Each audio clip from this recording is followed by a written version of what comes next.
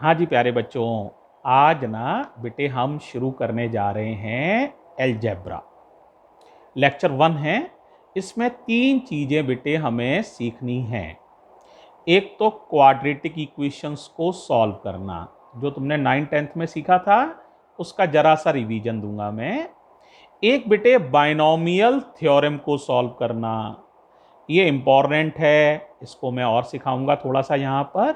और एक बेटे इक्वेशंस को सॉल्व करना जिनमें 3 वेरिएबल्स हों। 2 वेरिएबल वाली इक्वेशन तो तुम आसानी से सॉल्व कर लेते हो, लेकिन बेटे हम ऐसी इक्वेशंस पर भी चर्चा करेंगे जिनमें 3 वेरिएबल्स हों।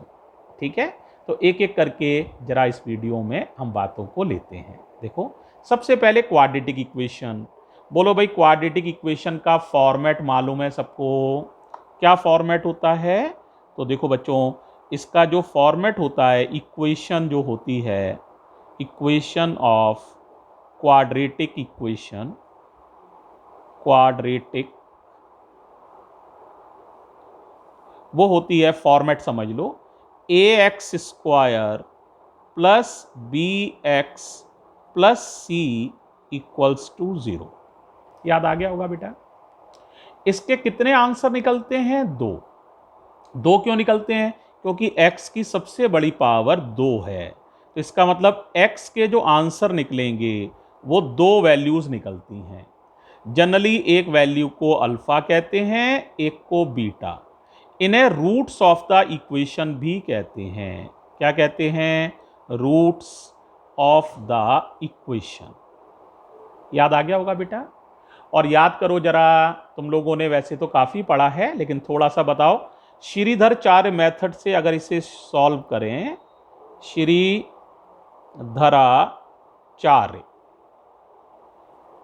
मेथड से इसको आसानी से सॉल्व किया जा सकता है। तो x का फॉर्मूला क्या होता है बताओ? Minus B plus minus under root B square minus 4ac upon 2a। याद आ गया होगा? a का मतलब समझ रहे हो? एक्स स्क्वायर का कोफिशिएंट a कहलाता है, x का कोफिशिएंट b कहलाता है, और x ना हो जहां, है ना, तो वो जो भी बचा हुआ है जिसमें x नहीं है वो c कहलाता है। इक्वल टू 0 तो लिखा ही है। मालूम है? कुछ ज़्यादा मैं बता नहीं रहा हूं, क्योंकि ये तुम्हें आता है सारा, मालूम है ना बच्चों? अच्छा बताओ, इसमें से अल्फा लिखना हो, जैसे इसके कौन कौन से 2 आंसर होंगे बताओ? मालूम है? एक में क्या करते हैं, प्लस साइन ले लेते हैं, तो उसको अल्फा कह देते हैं उस आंसर को। तो वो क्या हो जाता है? Minus B plus under root B square minus 4ac upon 2a। और दूसरे रूट को, दूसरे आंसर को बीटा कह सकते हैं बच्चों। तो बीटा का आंसर होता है माइनस बी, अब प्लस की जगह माइनस वाला निशान, minus under root B square minus 4ac upon 2a। याद आ गया होगा अल्फा और बीटा लिखना? फिर बेटे टीचर्स यहाँ पर 2-3 चीज़ें और सिखाते हैं। एक तो बी स्क्वायर माइनस 4ac को हम लोग क्या कहते हैं? डी का नाम होता है डिस्क्रिमिनेंट, मालूम होगा, है ना? तो डी। एक सम ऑफ द रूट सिखाते हैं, अल्फा प्लस बीटा कितना होता है? बोलो, sum of the roots minus B upon A, और प्रोडक्ट ऑफ द रूट्स होता है सी अपॉन ए। ठीक है? और बच्चों, ये सारी बातें आपने सीखी हुई हैं। अब बताओ, इससे ज़्यादा बताऊं या याद है? हैं? तो देख लो जरा, x का फॉर्मूला यार बस याद रखना, और कोई बहुत बड़ा चक्कर तो पड़ने वाला नहीं है। बोलो क्या फॉर्मूला है? Minus B plus minus under root B square minus 4ac upon 2a। इस टाइप की इक्वेशन होती है, इसे क्वाड्रेटिक इक्वेशन कहते हैं। याद आ गया होगा? पूरा 10th का ही है बेटा, तो आसानी से याद आ जाएगा, है ना? अब दूसरी बात कर रहे हैं बाइनोमियल थ्योरम की। जरा इस पर समझो बाइनोमियल थ्योरम को बेटे। देखो बहुत आसान है, बाइनोमियल को समझो, बड़ी इंपॉर्टेंट थ्योरम है। तो बाइनोमियल थ्योरम।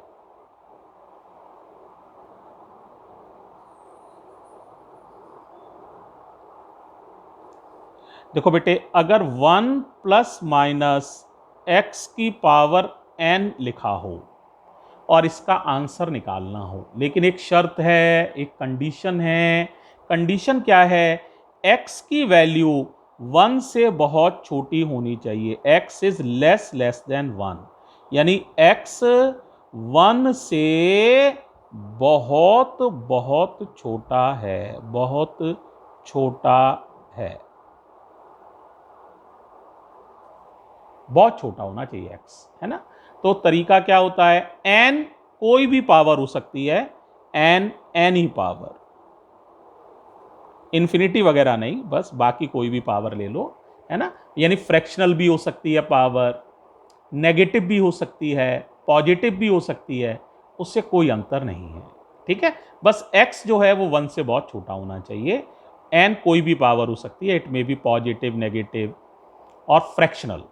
तो बस n और x का मल्टीप्लाई हो जाता है, इसका आंसर हो जाता है 1 प्लस माइनस, बस n और x का मल्टीप्लाई हो जाता है, बस nx, ये आंसर होता है। इतनी छोटी सी थ्योरम है ये होती है बच्चों बाइनोमियल थ्योरम। अभी इनके एप्लीकेशंस पर अगले वीडियो में चर्चा करेंगे हम, अभी तो खाली समझा रहे हैं कि ये होती है भाई बाइनोमियल थ्योरम, ठीक है। अब देखो बेटे, तीसरी बात होती है इक्वेशंस इन 3 वेरिएबल्स। ध्यान से समझना पड़ेगा थोड़ा सा आपको, तो क्लियर हो जाएगा। मान लो बेटे हमारे पास 3 इक्वेशंस हैं, ठीक है। जैसे ये पहली इक्वेशन है ax plus B Y plus C Z equals to D. कोई दूसरी इक्वेशन हो सकती है इसी तरह से, उसमें भी एक्स वाई जेड होगा, है ना। तो जैसे आगे चल लो, E X plus F Y E F G Z equals to H. A B C ये कोई भी वैल्यू है, 2x plus 3y plus 4z, कुछ भी हो सकता है बेटा इस तरह से, है ना। एक और मान लो, आगे चल लो, 3 इक्वेशन लेनी है, h के बाद क्या आएगा? चलो आगे चलते हैं तो jx plus K Y I J K L Z equals to m। मान लो कोई भी इस तरह की 3 इक्वेशंस हैं। अब है इनको सॉल्व कैसे करें, बहुत ध्यान से सुनना, अभी सॉल्व करवाऊंगा, पहले मेथड बता रहा हूं, ध्यान से सुनना बेटे कैसे सॉल्व करना है। तो देखो, पहली बार आपको अपना मन है कि आप x को काटना चाहते हो या y को काटना चाहते हो या z को, पहली बार आपका मन है। आपको लगे x को काटना आसान है तो x को काट लो, आपको लगे y आसानी से कट रहा है तो y को काट लो। तो इक्वेशन 1 और 2 से किसी एक को आप काट लेंगे।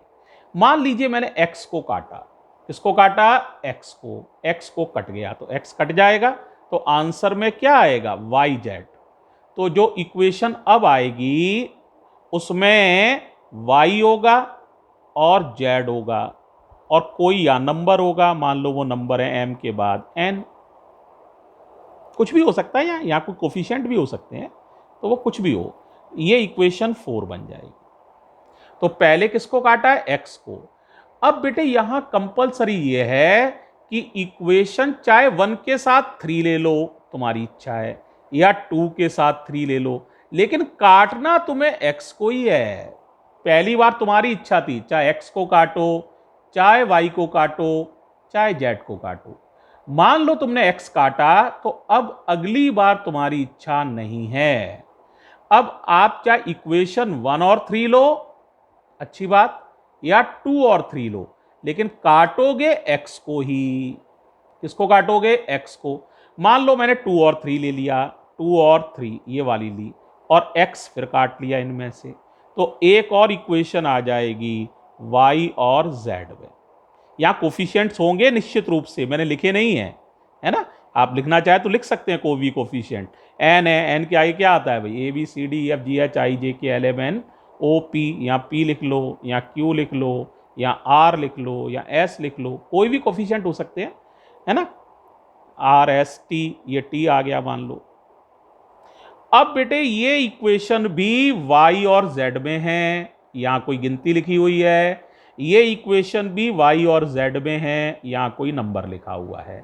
अब यहां से तुम्हें आता है, अब आप पहले y को काट सकते हैं, y के कोफिशिएंट्स बराबर करके y को काटोगे तो z निकल आएगा।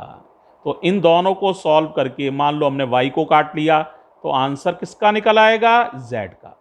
z नोन हो जाएगा, नोन माने पता चल जाएगा। अब z की वैल्यू चाहे इसमें लिख देना और चाहे इसमें लिख देना, चाहे 4 में चाहे 5 में, तो y भी निकल आएगा। तो y नोन हो जाएगा, नोन माने पता चल जाएगा। अब क्या क्या निकल आया? y भी निकल आया, z भी निकल आया। अब y z की वैल्यू चाहे इक्वेशन 1 में लिख दो, चाहे इक्वेशन 2 में लिख दो y और z की वैल्यू, या इक्वेशन 3 में लिख दो, किसी एक में लिख सकते हो, तो x भी निकल आएगा। इस तरह से x y z को आप निकाल सकते हैं। मेथड समझ में आ गया? पहली बार किसको काटना है आपकी इच्छा है। मान लो एक दूसरा एग्जांपल लेते हैं, कोई बच्चा पहले y को काटता है, उसकी इच्छा है, लेकिन अब अगली दो इक्वेशंस में भी वो y को ही काटेगा। पहली बार उसकी इच्छा है, दूसरी बार उसी को फिर काटना है, ठीक है।